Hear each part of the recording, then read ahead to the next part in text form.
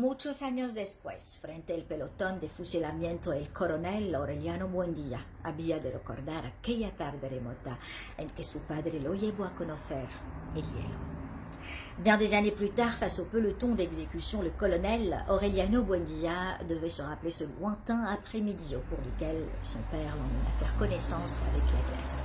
Vous avez certainement reconnu l'un des plus célèbres incipits de la littérature mondiale, celui de 100 ans de solitude de l'écrivain colombien, prix Nobel de littérature, Gabriel García Márquez. Un livre qui est paru en 1967 et qui transfigure la réalité par l'allégorie et le fantastique. C'est le roman le plus représentatif du courant du réalisme magique. Il est comme le tambour de Günter Grass, il ajoute beaucoup de merveilleux, de fantastique à la réalité et emprunte énormément au thème biblique. Le roman raconte l'histoire d'une famille sur 7 générations qui vit la déchéance et la grandeur et qui est acculée à la solitude car elle est incapable d'aimer. La structure est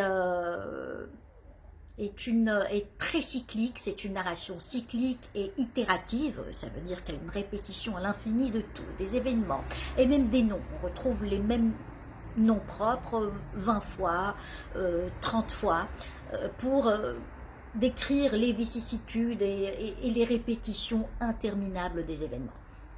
Je vous conseille de le lire, même s'il est très long, mais il est incontournable. Incontournable, c'est l'un des romans les plus importants, des 100 plus importants romans de la littérature mondiale, et c'est le deuxième de la littérature espagnole après Don Quichotte, selon Pablo Neruda.